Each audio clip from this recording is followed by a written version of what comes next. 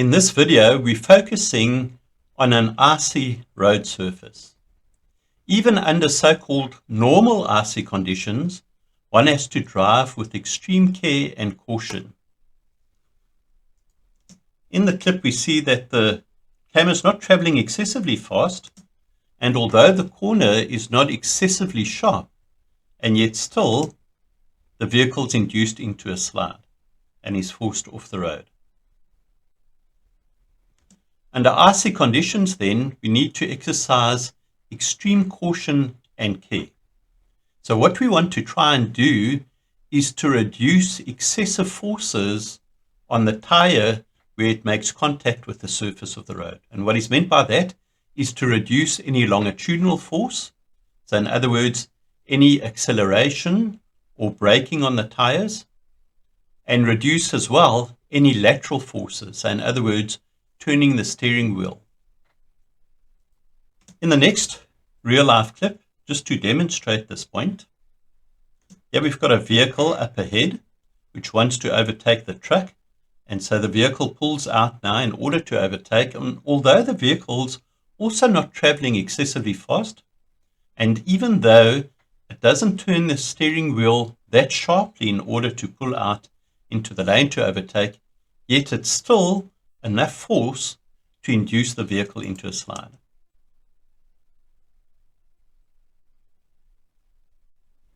There we go. So just that gentle curve of turning the steering wheel and then straightening it out in order to overtake was enough to overcome the icy conditions. So we need to make sure that we try and reduce those forces. What the vehicle should have done, the one wanting to overtake, should have hung behind the truck a little bit further to allow more of a gap, so the vehicle would be able to see now better any oncoming traffic, but also it would mean that the vehicle would be able to take a much gentler or shallower curve in order to try and bypass the truck.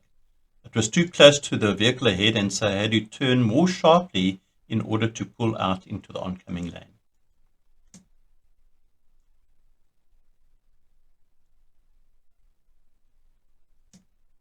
The next clip shows what's known as black ice. Now, black ice, contrary to what the name may imply, is not black at all. In fact, it's invisible. So this makes it extremely dangerous because it's not easy to detect the black ice that exists on a road because of its transparency. And we'll see in this clip just how dangerous and slippery such conditions can be.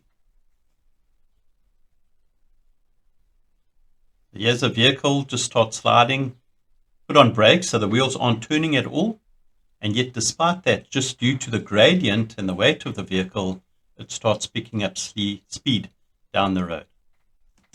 Just going to stop it there because you can see the reflection off the icy surface of the headlights.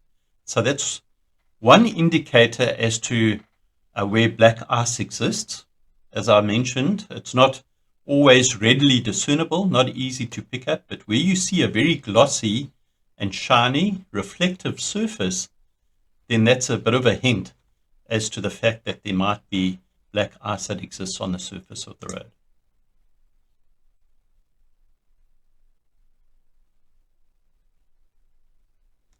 Here we have black ice as well, and you can see from the camera's perspective, one cannot see because there's no reflection off that surface.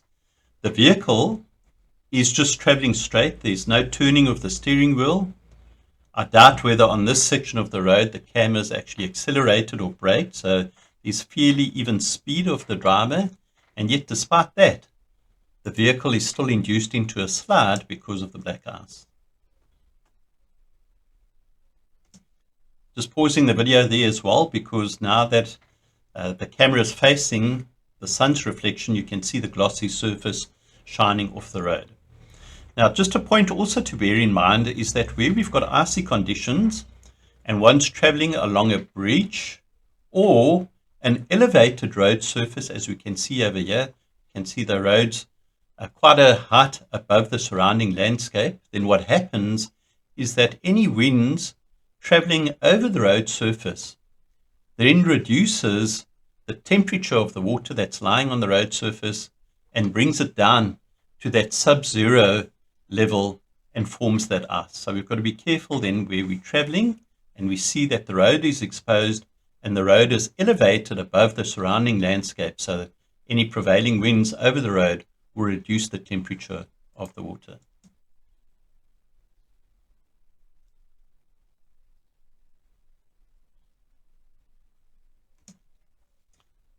In this last clip, we have ice that comes from maybe an unforeseen direction. And just have a look and see if you can predict where this ice hazard comes from. So I'm going to run the clip and afterwards see if you were correct.